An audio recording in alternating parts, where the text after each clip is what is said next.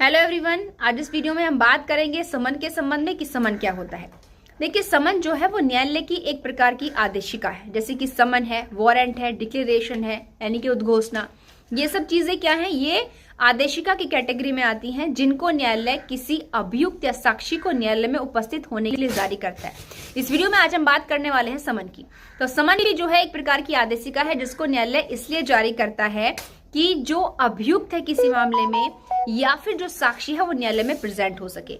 अगर हम सामान्य देखें तो समन उन केसेस में जारी किया जाता है अभियुक्त को जिनमें उसने जो अपराध किया है उसमें सजा केवल 2 वर्ष तक की है। नॉर्मली अगर हम बात करें तो यहाँ पर समन क्या एक आदेश है जो कोर्ट जारी कर रहा है कि एक्यूज्ड या जो साक्षी है न्यायालय में प्रेजेंट हो। अब समन के संबंध में प्रावधान कहाँ है, तो भारतीय नागरिक सुरक्षा संहिता का चैप्टर 6 जब हम देखेंगे तो उसमें सेक्शन 63 से 71 तक जो है स्पेशली समन के संबंध में प्रावधान किया गया है कि समन का परफॉर्मा यानी कि प्रारूप क्या होगा, समन किसको इशू किया जाएगा। तो समन का प्रारूप क्या होगा, देखिए समन डुप्लीकेट में यानी कि 2 प्रतियों में होगा।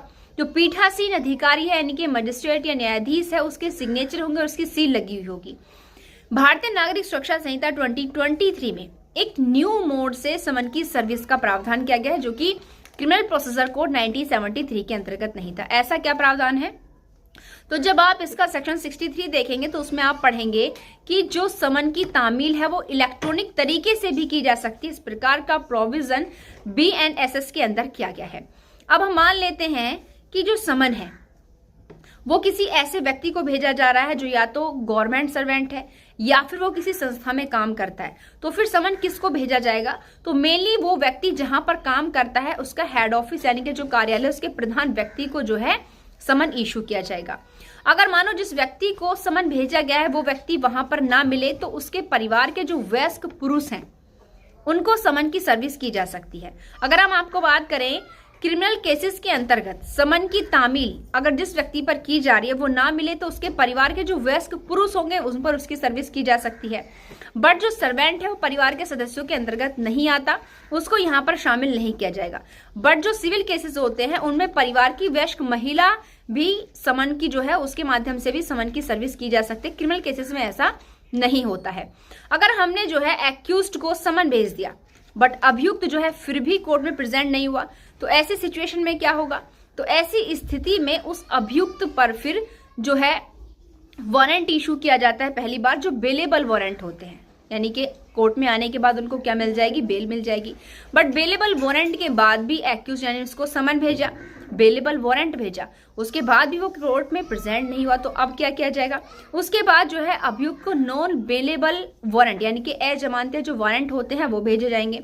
बट भाई वो फिर भी प्रेजेंट नहीं हो रहा है, तो उसके बाद एक और वहां पर यह है कि उसको फिर उद्घोषणा जारी की जाएगी कितने समय के अंदर आपको कोर्ट में प्रेजेंट होना है, अदरवाइज आपकी जो संपत्ति है उसको अटैच यानी के कुर्क कर दिया जाएगा।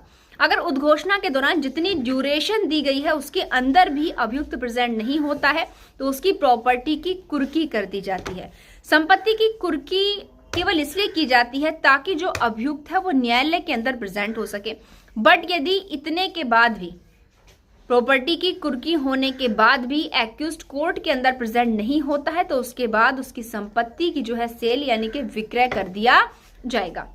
ये पूरा प्रोसीजर होता है किसी भी मामले में। सबसे नॉर्मली जो प्रक्रिया है वो सबसे पहले किससे शुरू होती है, समन से होती है। अगर हम समन के ट्रायल के संबंध में बात करें तो समन के विचारण से संबंधित मामलों के बारे में प्रोविजन जो है भारतीय नागरिक सुरक्षा संहिता के चैप्टर 21 के अंतर्गत किया गया है। आई होप ये चीजें यानी कि समन क्या होता है, समन के संबंध में प्रावधान कहाँ किया गया है, आपको अच्छी तरीके से समझ आ गया होगा। धन्यवाद।